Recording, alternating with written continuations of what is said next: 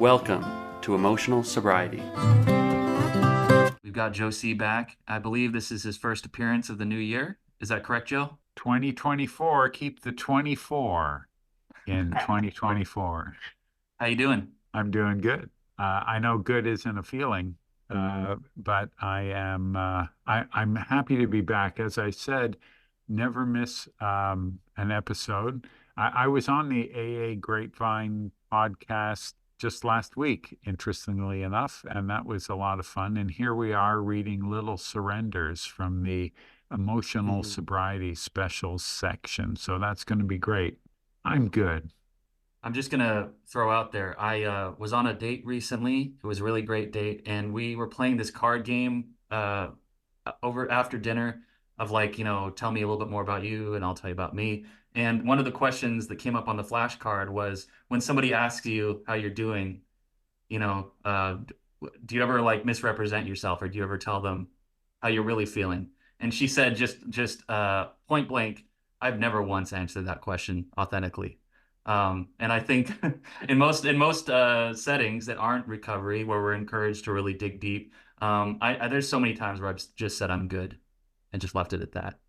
And Oh, well, I think people who are not in the personal world of personal growth, they get taken aback by our when they ask us that question, because most of us, I mean, how many times have you, when somebody asks you how you're doing, and you start telling them, and about two sentences into it, you look at them and you realize they didn't want to know how I'm doing. They were just saying hello. And I'm going, yeah. And then last week, you wouldn't believe last week, it was horrible. And they're going like, please don't talk to me anymore. well, as a rule of thumb, whenever somebody wants to dump on me about all that stuff, I encourage it. I welcome it. I think the world should be like that. When we ask somebody how they're doing, we should be prepared for an authentic response. I'm a big believer people don't need to be told, they need to feel like they're being heard.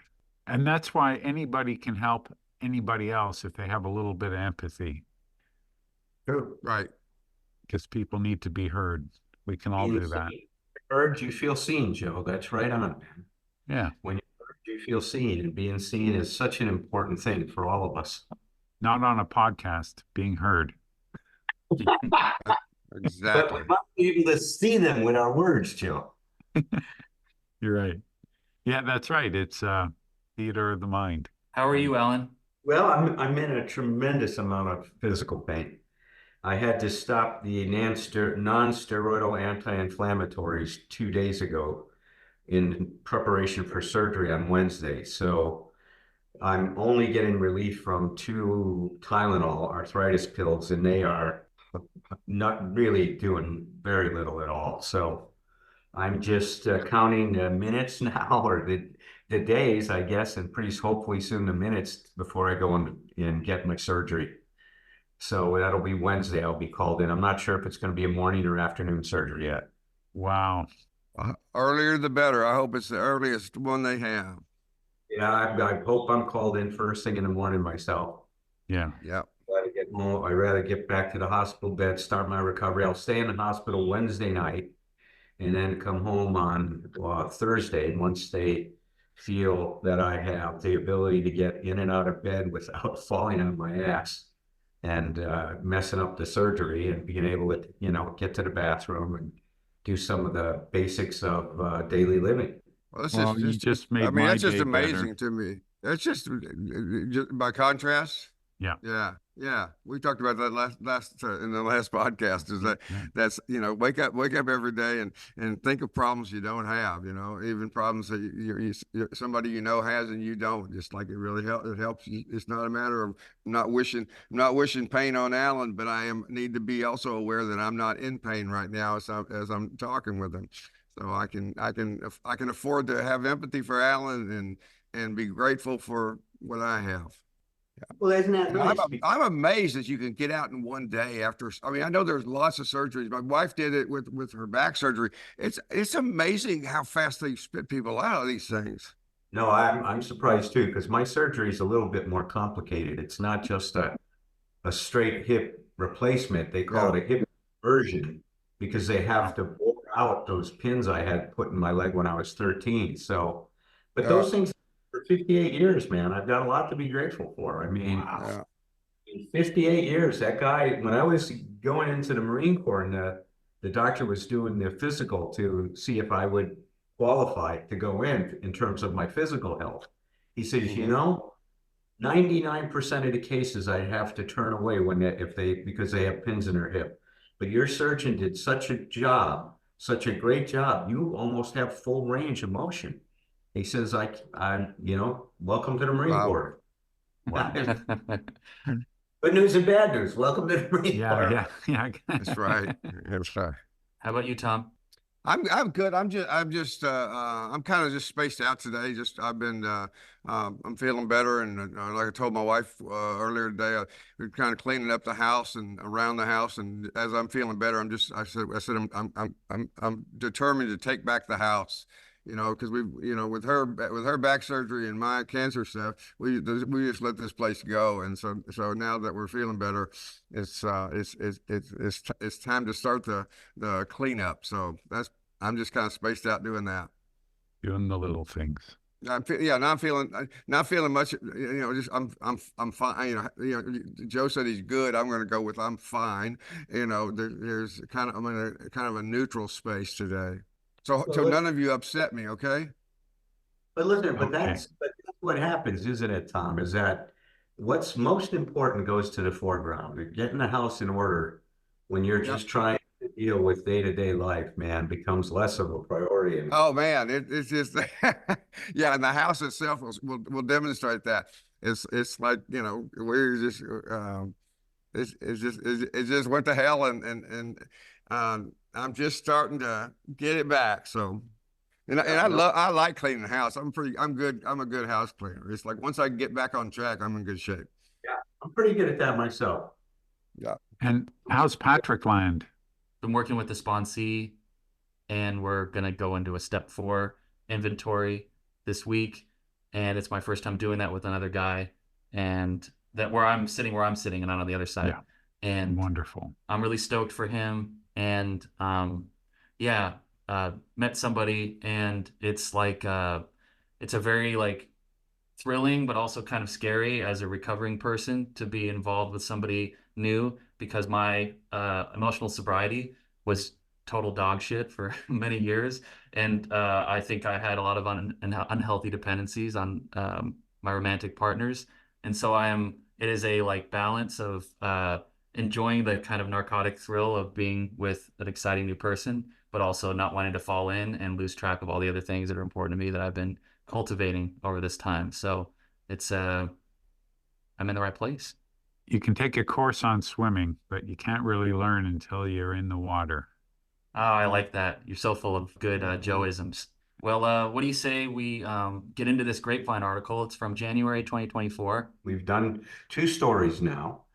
And what we do is we read the story and then we're going to relate some of the concepts that we've talked about in both this podcast and that we've discovered in the emotional sobriety workshop that happens on Thursday nights, and to see if we can um, extend and deepen the discussion in the grapevine. Once again, let me put this in context. Bill Wilson hoped that this would be the next major development in Alcoholics Anonymous, and that was in the 1950s. And here we are, 2024, and only the last few years has the Grapevine devoted. Now they have 2 collections of stories related to emotional sobriety, and they've devoted this Grapevine in the whole month of the January Grapevine, the whole Grapevine to emotional sobriety.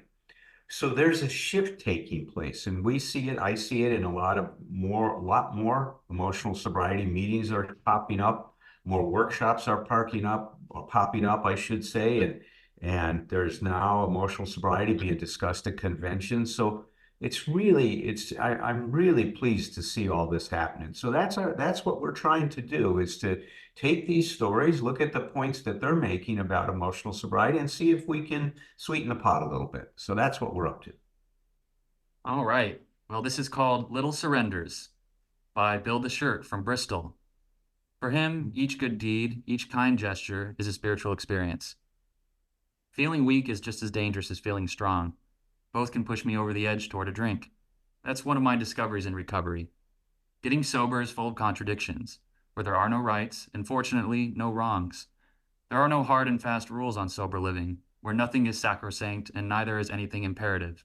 Getting sober is just a series of suggestions, a series of little surrenders, a set of spiritual principles that aim to turn the unmanageable manageable, to turn the unrecognizable, well, recognizable.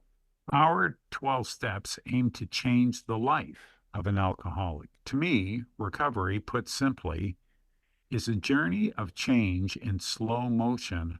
Our one day at a time slogan helps my days become sober days.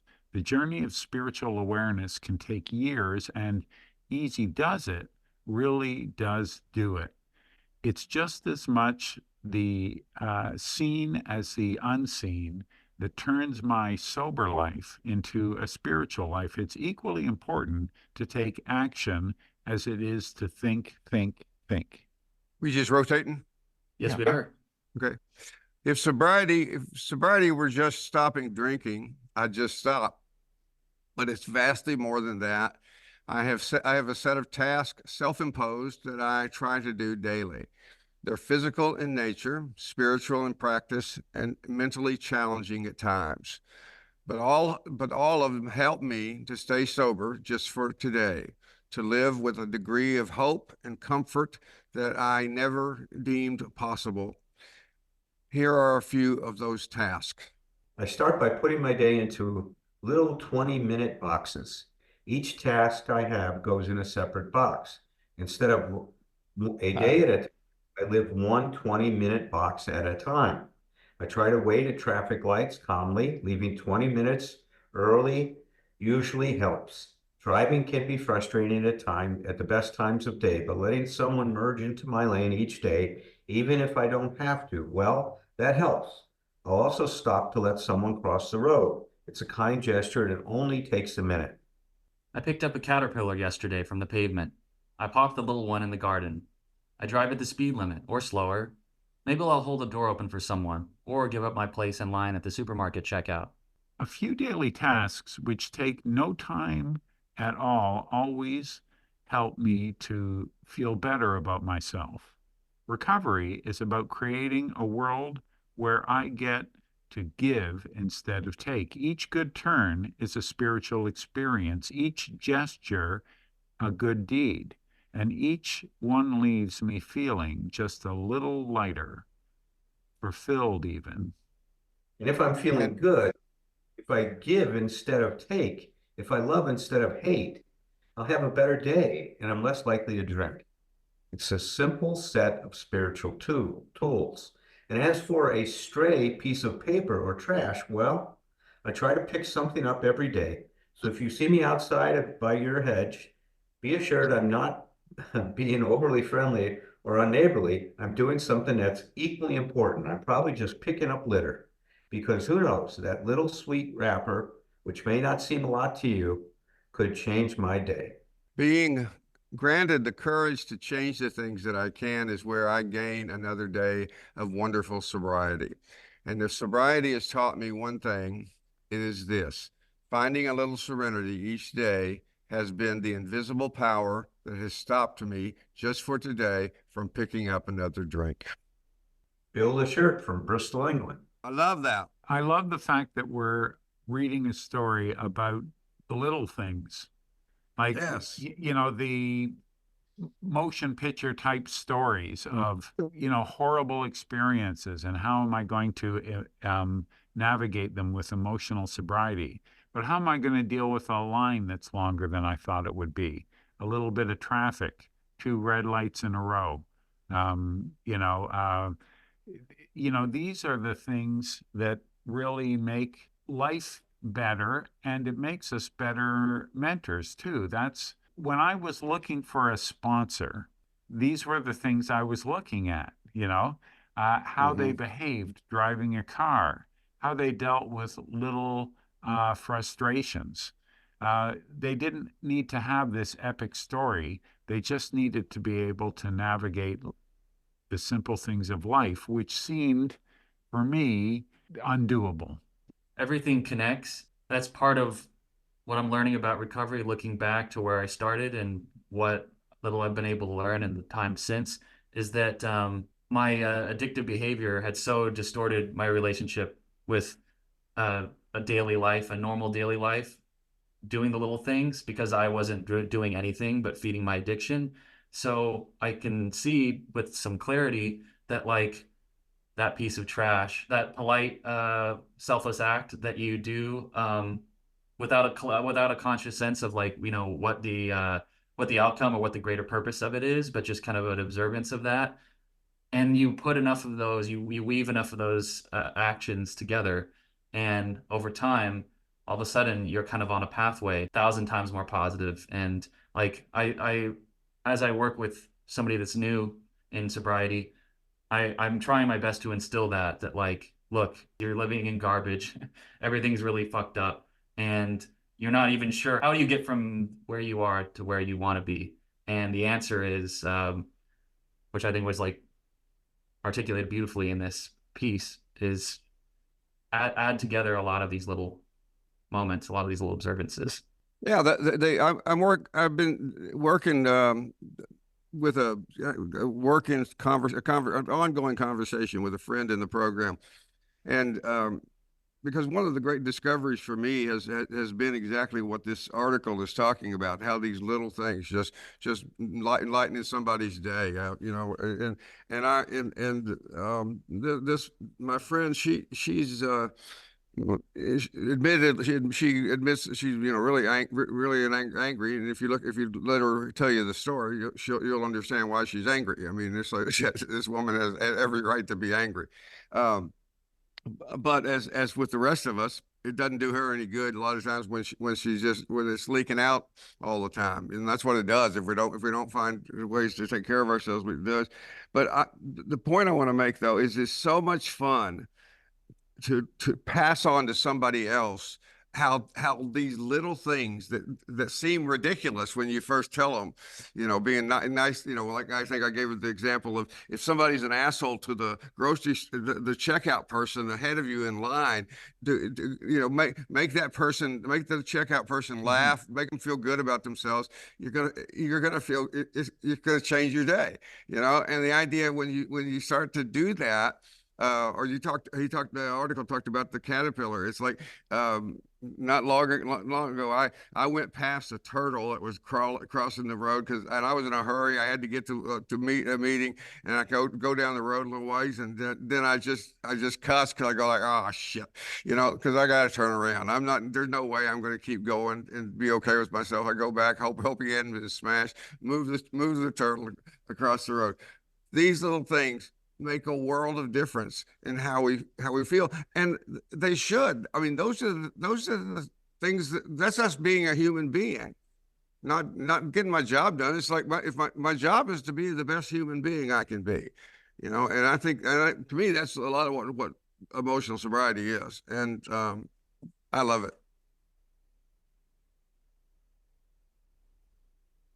Well, there's so many things to say about this. I mean, it's such a great article at this point in time. You know, one of the things that he talks about is, you know, once again, if we think about our journey as human beings, rarely do we end up being a balanced person. And that's why Bill emphasizes so much that emotional sobriety is about being balanced. It's like, you know, we were very good at taking, but not serving, right? Very good at taking, but not serving. And not that taking is a bad thing, because it's not, right? It's not if it's consensual, right, with another person. You can take from that person if they are allowing you to take from them, right? Then that's a very clean transaction or interaction. And it's actually can be quite a moving experience to take something that is given to you. But how many of us see in our culture, taking is not looked at very nicely, is it? Right? Selfish, self-centered, because we don't think of taking ever in a balance situation, balanced with serving, with allowing, and with accepting. See, those three, four things balance us out in a very, very spiritual way. That when I serve you, I'm also doing something that's important to me, right? Yeah. I'm, Yeah. but now how you feel about what I'm doing becomes very important. I'm not doing this for me, I'm doing it for you. When I say, may I do this for you, I'm doing it for me, not for you. You see, that's the difference between taking. It's a may I versus would you like. And we've got to understand that there's a big difference in that. And so while he doesn't go into that in a lot of detail, what he's talking about is he's balancing out that self-centeredness that we've identified as one of the ways that we're out of balance. What do we Yeah. say? Will run riot. Self-centeredness, that's selfishness. That's the root of our problem. And it's the root of Mhm. our problem because you can't be a balanced person if that's all your life is about, right? There's no way. Right. So that's one thing. He's talking about getting himself back in balance, which we have to do in emotional growth. The second thing that stands out to me in this whole thing is he's now trying to develop an honest and appropriate relationship with reality. Instead of reality demanding that reality does what he wants it to, right? That everybody should drive their cars aware of him and consider him on the road and not cut in front of him or not asked to pull in front of him, that things should go the way he wants them to go. He's not doing that. What he's doing is he's really becoming what we say aligned with reality. He's learning to live in relationship to reality instead of demanding that reality be what he thinks he needs it to be okay. Mhm. That's another such an important element of emotional sobriety for us, right? Is being able to have that appropriate and honest relationship with reality, which puts us into alignment. And he's really talking about that. And the other thing that stood out, Tom, is the drum that you beat all the time is practice, practice, practice. Yeah. Yep. And that's what he's trying to do. He's Yep. developed a practice in his life that he plugs in to keep himself balanced, to keep himself emotionally sober on a daily basis. And you've talked about the benefits of that for a long time. Well, the radical part of this article is that he brings those things to the forefront as his practice. I mean, these are things that most everybody I know is going to agree that those are nice things to do, and most of the people I know do those kinds of things. But it's like the idea of, I mean, he's actually telling us, one of the things I love about the program when they say it's a selfish program, he's telling us how to bring that into a practice that doing those things becomes something I'm doing for myself. And it's so beautiful. It's now the other thing several of us have brought up the idea of it being in traffic. I swear one I think one of the ways I'm going to start doing assessments with people is just saying, let's go take a drive and watch them in traffic, because man, you can diagnose people behind the wheel in no time. And I have to admit, my wife used to call me God of the highway. I would be yelling and screaming and gesturing, and she would say very calmly, she would go, Tom, if they knew who you were, I'm certain that they would ask you to pull over and get your opinion. But they don't. They probably don't know that. And sure enough, the punchline to this is after I stopped doing that, and I really have and not done that for a long time. She pointed out to me one time we were going someplace. She says, you still talk to traffic. And I went, no way I do. And then I started listening to myself, and this will show how Southern I am. I do. It's like what I do is I'll sound like this. I'll go like, somebody cuts in front of me. Well, honey, who taught you to drive? Sweetheart, move on over there. It's like it's okay. It's like, why be in such a hurry, buddy? And I'm just talking away, talking away, talking away. But I'm on their side. I'm just encouraging them along the way because, well, after all, I am God of the highway. Addiction is a biopsychosocial Yeah. problem, and he's addressed all of these things that we have Yeah. to do about our health, our mental state, and being in the Yeah. world with other people. Like he says, it's a few simple things that helps them feel better. So a spiritual experience doesn't happen after chiming the meditation bowl and being it can happen there too. I have to be in motion. What that does for me is it sort of frees me from that rumination, because now I'm not thinking about that swirling cycle of thoughts that I woke up with this morning, which isn't getting any better. I'm not getting any wiser going over and over this rumination. But when I get out in the world and think, what can I do for the person in front of me in the line or behind me in the line?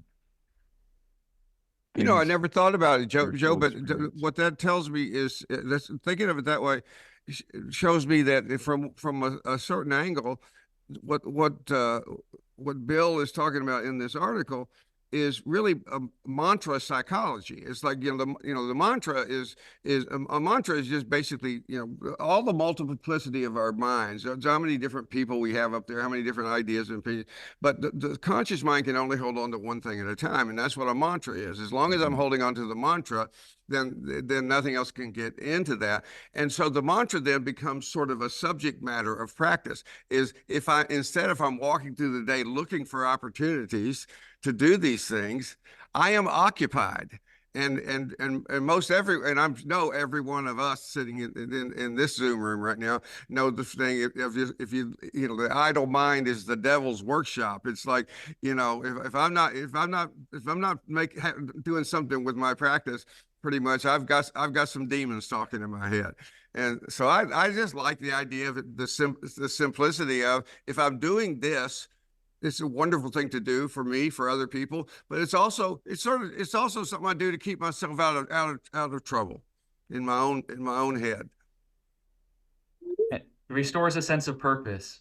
That was my Yeah. thought with the caterpillar, is that, that caterpillar needs you to help move it from place to place. And I think, like, certainly for people in early recovery, their purpose has been so annihilated, and they're just trying to figure out. I mean, I think that when you get busy and when the job is really occupying a lot of your time, or when the relationships occupying a lot of your time, or your children are, it's not very difficult to kind of locate a sense of purpose.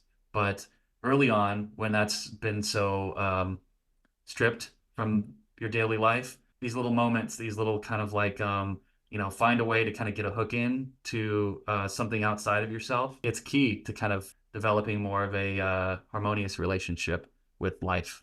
I tend to get grandiose. I've got to do another step forward. I've got to go through years of therapy. And sometimes it can be right in front of me, a simple little process Mm-hmm. that he describes as a spiritual experience. Yeah. Well, and I love the other thing that he was talking about in this, and then, we can maybe wrap this up. It says that he says, and if I'm feeling good, if I give instead of take, right? That's the opposite. Not that taking is bad. And we got to understand that taking is an important part of a relationship too. Because if I just give all the time, I don't give somebody else an opportunity to give to me and feel of value. It gets out of balance. That's why we talk about this balance all the time. Because if I love instead of hate, right?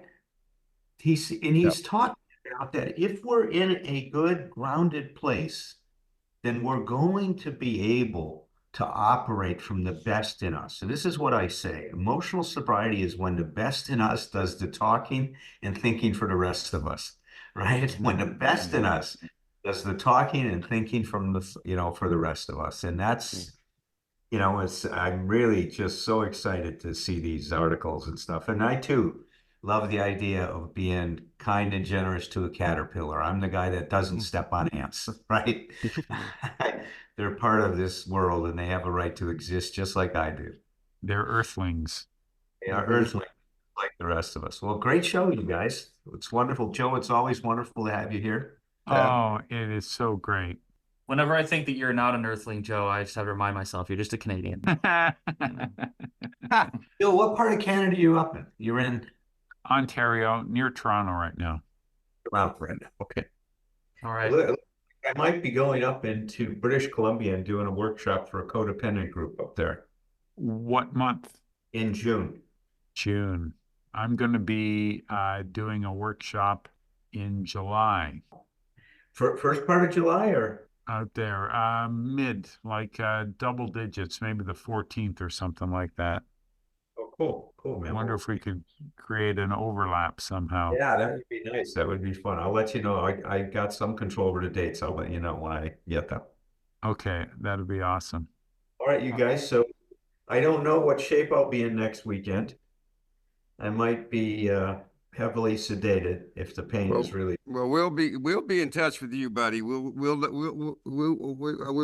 won't try to bother you too much, but we'll bother you enough to know how you're doing. So the best people I know when I was sick and going through my treatment were the ones who would text me at the first and say, "Listen, I'm going to text you a lot, and you don't have to respond to one of them."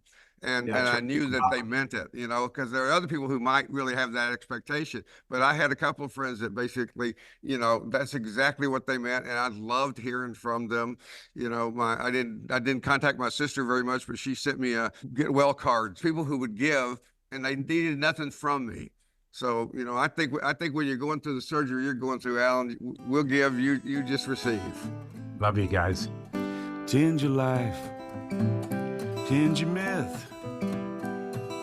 Cultivate your narrative with whomever you're with.